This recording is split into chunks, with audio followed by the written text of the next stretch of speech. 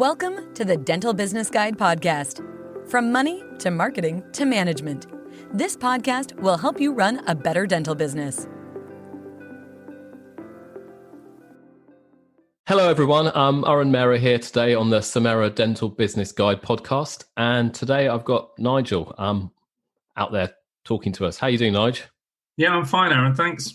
Good. So Nigel is the head of commercial finance here at Samera, and he has a wealth of experience. That means he's not old, really honest, but he's got a wealth of experience on finance, and he can help you set up clinic, buy a clinic, all those types of things in terms of raising the funds. But today in particular, we're going to talk about squat finance. So, Nigel, what's going on in the market? Well, the market pre-COVID was pretty good for squat practices in that we were able to secure finance over 15 years for people for both equipment and for refurbishment, which was quite a nice deal for people, putting in about 30% deposit themselves. And as long as their calculations were reasonable and the projections were sensible and well thought through with good explanations, then lenders were quite willing to lend. The issue has obviously been COVID, which closed practices for a short period, obviously in the first lockdown. And then obviously the banks got a little bit nervous, and so some of those banks have withdrawn from the market, which makes it a lot harder now to finance these. And it means that you've got to look more carefully at your costings and make sure that you keep your costs as low as possible. Okay, so these banks that have got nervous, are we right in saying that when we ever have a problem out there in historic recessions, that type of thing, banks always kind of close up shop, worry for a bit, and then eventually come back to market? Is that going to repeat here, you think? I think perhaps there's a little bit of that on this one. I think the other issue for the banks this time around has been several things that have, I suppose, made a perfect storm in effect. They've been reducing staff over the last, I left RBS 5 years ago now, and they were reducing staff before that. So probably over 10 years, they've been reducing staff numbers. So they haven't got the number of staff they had previously. With COVID, obviously it brought in the things like CBILS and bounce back loans, which were a great invention by the government, but caused a huge amount of work for banks. There was a lot of work involved in them, and a lot of staff were pulled off to do those. Yeah. So, therefore, a lot of people who would normally deal with day-to-day funding have had to go and do jobs elsewhere. Yeah. So I think there's a little bit of that.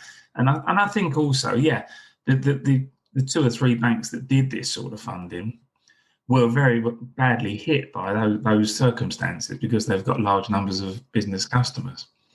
Okay. And so they basically, I suppose it's a bit like an illness. It shuts down one part of your body to deal with the other. So that's exactly what the banks have done. They've shut down part of their function to deal with the issues that have been caused by COVID-19.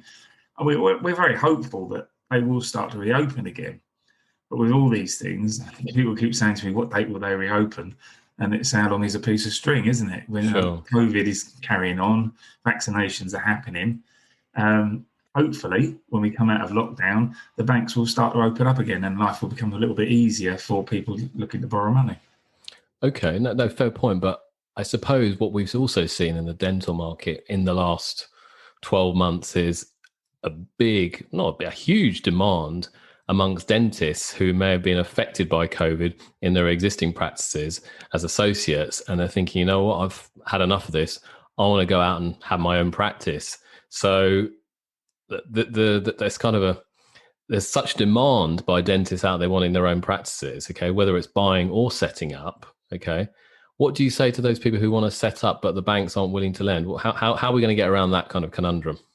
Well, there's various ways around it. I mean, there are lenders in the market, and they're probably not as good as the lenders that were in the market previously. And we're talking there about perhaps length of loan, the length of loan period, and perhaps the interest rate. And what we perhaps have to look at is funding some of the equipment instead of through a bank, through an asset finance company. Yeah. Now, the strange thing there is that the rate the asset finance company will give you is probably less than the bank would have given you because of the risky nature of the business at the outset. But unfortunately, the term is shorter. So whilst you get a lower rate, you get a much shorter term. And so obviously that pushes your repayments up. So it can be done. The repayments are higher, and therefore it's more important to look at the costings more carefully when you're doing that sort of practice start.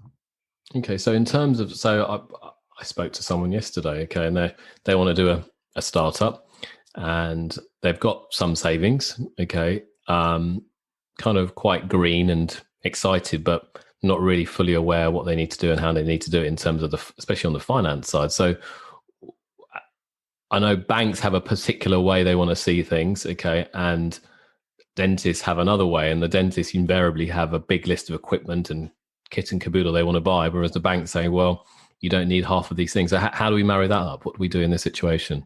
Well, in that sort of situation, unfortunately, if you're trying to borrow the money from a bank, you have to play the game their way, in effect. And what they're looking at, and it's quite a sensible view, because obviously I did lots of these when I worked for a bank, when I ran a banking team. They will look at you only setting up one practice, one surgery in that practice.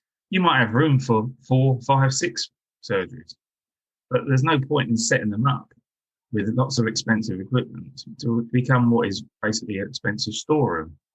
Because in the first few months, and possibly the first year or two, you wouldn't be using more than one surgery as you build up your patient numbers. So they will look at that quite carefully. They will also look at what you're putting into the practice. At the end of the day, your costings have got to be sensible. You have to provide a nice environment for people to come to the dentist. You have to provide a nice environment to work in. You've got to be careful that you don't spend ridiculous sums of money on items that you don't really need, or you could cost for less, because they will look at this very, very carefully. We prepare a spreadsheet for squat practices, which is probably 8 or 9 pages, and it breaks down everything from the costs of the fit out, the equipment, the staffing, what income you're going to get, and then it puts it into a profit and loss and cash flow form. And obviously it's the cash flow that the banks look very carefully at, because there's no point in setting these up if they're going to fail. Now, I suppose we're very proud at Samera that we've done probably 15, 20 of these now, and they're all still going, including the ones that unfortunately started in January, February last year, which was the worst time to start a squat practice, but they've survived because they were costed correctly and they were sensible projections. Sure. There are a lot of associates out there, you're quite right, that probably haven't been particularly well treated by some of their principals in some cases, and they didn't earn enough to get grants. Sorry, they earned too much to get grants. Yeah. And they were out of work for a period in the first lockdown. And perhaps they do feel now they'd like to be in charge. But I think it's very important to say that it is very worthwhile doing a squat, but it is hard work. Yeah, I totally agree with you. And I think one of the mistakes, because we've been setting squats up ourselves with Smita over a number of years, the last almost 20 years now, and she always sees me as a Scrooge type of person. Okay, I'm the accountant. Okay, and she's the dentist. She said, "Oh, we need this, we need that." I said, "Well, yeah, of course we can have it, but does it really marry up with the business model? If it's going to be used once every 2 weeks, no." Okay, so you've got to really be quite careful and tight with the money in the early days. If then you've got volume, you've got capacity coming through, patients coming through, right? Yeah, we can invest in this extra piece of kit or this extra piece of equipment. Okay, so you've got to kind of get that fine balance right, and it's not always that easy. Okay, but I think you're spot on where you only kit out one surgery, and you really are careful with that, because the hardest thing I've learned in starting up squats is getting patients through the door. That's the hardest thing. Okay, getting new patients through the door, and in an increasing competitive marketplace, I think that's going to just get harder. Okay, people will have more choice, so you need to make sure that you get that payback on that equipment that you buy as soon as possible. But if you don't buy it in the first place, you don't need to get the payback. Remember that. So just be careful.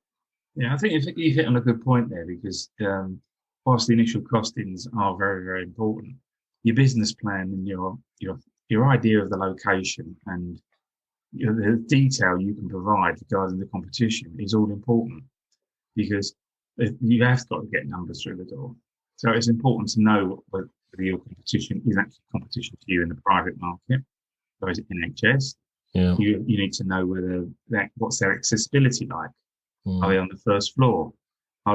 Can people get into their practice?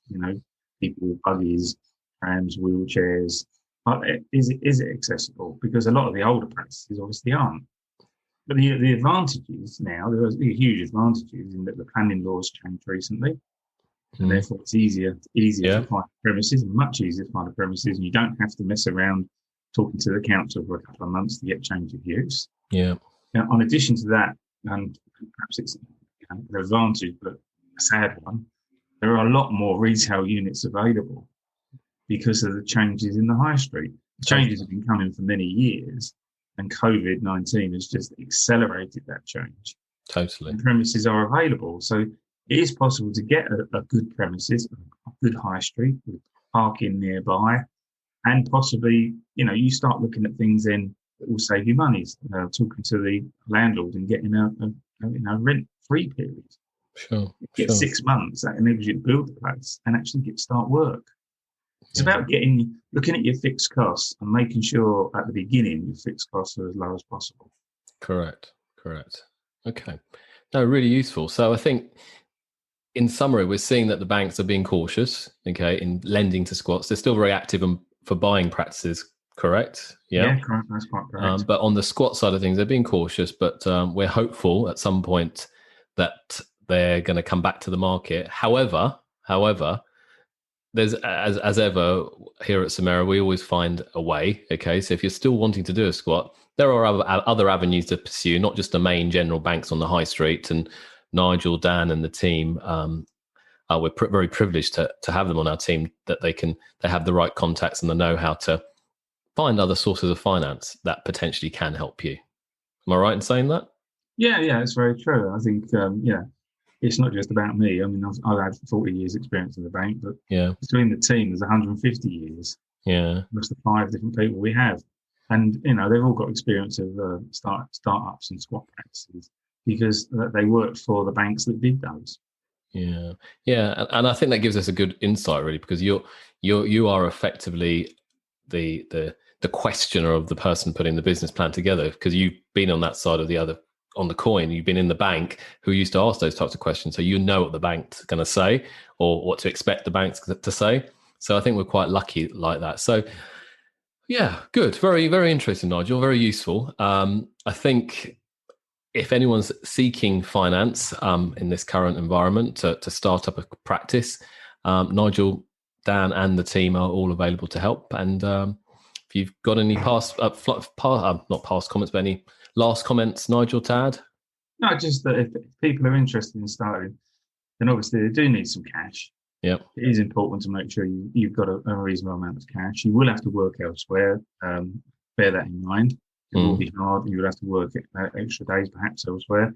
But if you've got an idea of a location and something you want to do, then please give Dan or I a call, and we'll talk it through with you initially, and then you can move on to actually perhaps looking at a building in some detail, getting some costings.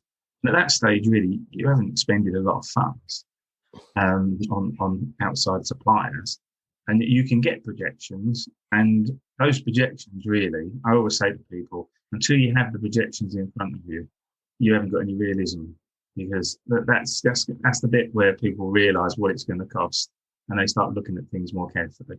Yeah, totally. Brilliant. All right. Thanks, Nige, for the podcast today. Look forward to speaking to you on the next one. Thanks, Arun. Cheers. Thanks for listening in to the Dental Business Guide podcast. We welcome your feedback, and if you're enjoying it, please let your friends know too. Until the next time on the Dental Business Guide podcast.